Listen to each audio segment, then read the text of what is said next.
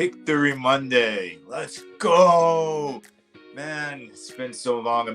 So long. It's been 3 weeks, but 3 weeks of losing to finally get this dub. But is this a dub worth celebrating?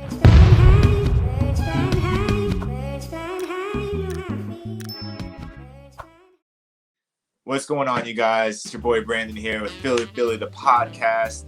And yes, we finally got a dub. It's been a long 3 weeks. And I told you, yesterday I was going to make a video, but I ended up getting busy and everything. But I predicted that we would win this game. I predicted that my score prediction yesterday was 28-17. We almost got that. It was like 21-18 or whatever it was. But hey, we came out, we did what we needed to do, and we got the dub. You can't be really too mad about getting a win. But is this a win worth celebrating and being excited for about this team? Now, I know like Jalen Hurts said yesterday in his press conference, they could celebrate this win for about like 12 hours, and they need to get back to work because they do have the Buccaneers this Thursday. And to be honest, they need to get back to work. A win's a win, and you can never take one. No matter how ugly and gritty and whatnot, the adversity, yeah, a win is a win. But man, was this win kind of just I don't know. But we'll talk about it. We'll start with the offense. Jalen Hurts, they've been asking this guy to just throw. I think last week against the Chiefs, he threw about 48 times, and I get it. Those numbers are skewed toward the end because we were down and we needed to catch back up, yada, yada, yada. And then this past week, threw the ball 37 times, and yet Miles Sanders only got 11 carries. Now, I get it. We're trying to catch up, whatnot, but still, Sam Darnold threw for just as many times, and yet their running back Hubbard, he ran the ball I think like 24 times or something like that. So that just goes to show me that if you're running the ball and you're running the ball successfully, that means you're getting more chances to have plays. You're getting first downs. You're not going 3 and out. You're not just hoping that a big play happens and you can get down the field, or relying on the defense to get as many interceptions and turnovers as they did. And then with Jalen Hurts, people are going to attack him. They're going to say his decision-making, yada, yada, yada, his arm strength. But in reality, I just think we do need to give him time to develop. I think he does have some of the intangibles. I know that Joe has asked us, what do you guys think, outside of his leadership? His running, his escapability, but he does throw some good passes on the run. It's just that sometimes, his decision-making is not the best. But, that comes with experience. That comes with, more time in the NFL. You get used to the speed. You get used to the college speed. And he did well in college. The NFL speed is a lot faster, better guys everywhere. So you just got to get used to that. I think I don't know. Can you say he's getting better week by week? Maybe a little bit, but not to the point where you're saying, he's really that good.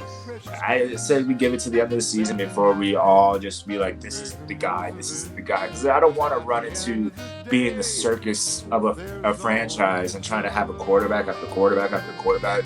Every time we take a young quarterback in the draft, there's going to be some growing pains, and we're going to have to go through that. And if we sign a veteran backup or something, then we're going to be like, oh, why do we have this rookie and he stinks? Well, we should have drafted this person or that person who's doing better on another team. So I just kind of want to wait this one out. I want to see how he does. Hopefully he can do well enough to earn a spot next season so we can really use those draft picks for around this team, especially the defense. But to stay on the offense a little bit more, it baffles me, the play calling and everything like that. We do need to run the ball. These RPOs, these play actions, they're not threatening nobody if we don't run the ball. If Miles Sanders only gets 11 carries, but I think a good chunk of that was toward the end of the game when we were trying to kill the clock, and then Jalen Hurts has 9 carries. That doesn't add up. The fact that our leading rusher on our team is our quarterback, when we have a capable running back that can be a leading rusher on our team and top rusher in this league. Miles Sanders hasn't shown me. There are times when he's missed the holes that were there. Obviously we've seen those, but he does have the capability to be a top 10, top 15 running back, and we're treating him as if this guy is not even on the top 40 list that Chris Sims didn't put Jalen Hurts on or something. It baffles me. It's weird. It's different. It's kind of worse than Doug Peterson, but hey, maybe they'll figure it out. This is part of the growing pains with a new head coach, new play caller too. And for all we know, Howie and Jeff Lurie are up there like, pass the ball. But I just don't think that Lurie and Howie are that inept after years and years of being in the NFL and being on this team. When we've had Westbrook, we've had Shady McCoy. So I don't see, even with Chip Kelly, we brought in Ryan Matthews or whatever his name was, and DeMarco Murray, because we knew that the running game, although the Chip Kelly system was flawed for those kind of running backs, or Matthews always got hurt, but still we got those running backs because we know the running game. Darren Sproles succeeded in this. LeGarrette Blount, like all these guys, and yet now all of a sudden you're like, no, let's not run the ball. I don't know if it's really the politics in that, or it's just a rookie head coach, rookie play caller that gets into panic mode too quick. I have no idea, but we need to run the ball more. We need to set up those RPOs, those play actions for the bigger plays, for the medium plays, for Devontae Smith, the tight ends. Like, we want everyone to get involved, but we can't get everyone involved if our running game stinks and we're not utilizing it. Now, to the defense. Obviously, they played well. I mean, Darius Slay finally became big play Slay in the right moments. The second interception was cool, but that first one, man, when he got up high pointed that ball, that was dope. That was really good play. Steven Nelson, he had a decent game too. He had a couple pass breakups. He had that interception that pretty much sealed the deal for this team. I mean, they played well, and then the linebackers, obviously, they need to play better. It is what it is. I mean, we got the big free agent, and not really big free agent, but big for us because we knew we needed linebacker help, and Eric Wilson, but he was only out there 41% of the time and recorded one tackle. Just one tackle. The other two linebackers that played more than him was Jannard Avery for 51% of the time, and then Alex Singleton for 75% of the time. I'm pretty sure that Alex Singleton led the team in tackles. So it is what it is. I see that Davion Taylor also was used about 34% of the time. So his numbers are maybe increasing. Maybe they're going to start using him more than Eric Wilson. I don't know. But it's just, we let up another 100-yard rusher. This was our chance to limit a guy that's not a premier running back in this league. A guy that he's behind Chris McCaffrey. Yeah, he was good in college. I get that. But still, this was the game where their offensive line's kind of beat up.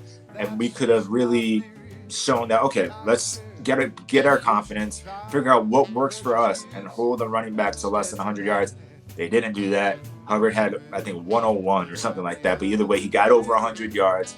And a lot of that, more plays, they were able to get the first downs. They were able to continue throwing the ball, running the ball, whatever, having more plays on us because they utilized the run, something that we didn't do. So that one's there. But hey, shout out to Fletch finally getting his sack. Something that I'm sure that he has been waiting for all season. I know us fans have been, and I'm not saying me because I know kind of like the role that he's been playing, which has let Javon Hargrave have a monster of a season so far. But Fletch finally was able to at least get some stats in his column, and I'm sure that's a confidence boost for him to know that he still got it and that he can still make plays in this league. But yeah, man, just like Jalen Hurts said, this is like the day to talk about yesterday. And then after this, it's on to the Bucks, baby. So fly, Eagles, fly. This is the kind of stuff that you guys like. Make sure to hit that like, hit that subscribe. But yeah, till next time, peace. Fly, Eagles, fly. On the team, touchdown. Time to get Jalen this ring. You don't really want to start a thing. This a Bird Gang Nation, baby. It's a Philly thing. Hater, and you looking like you type trash. I'm just here calling on Philly, the podcast. And we can call a man dog or watch Miles score off the handoff. Rest of the division, your man soft. Jackson like Sean, hunting like Randall. Season head, early time to do him in. Your boy Philly Fresco. Thanks for tuning in.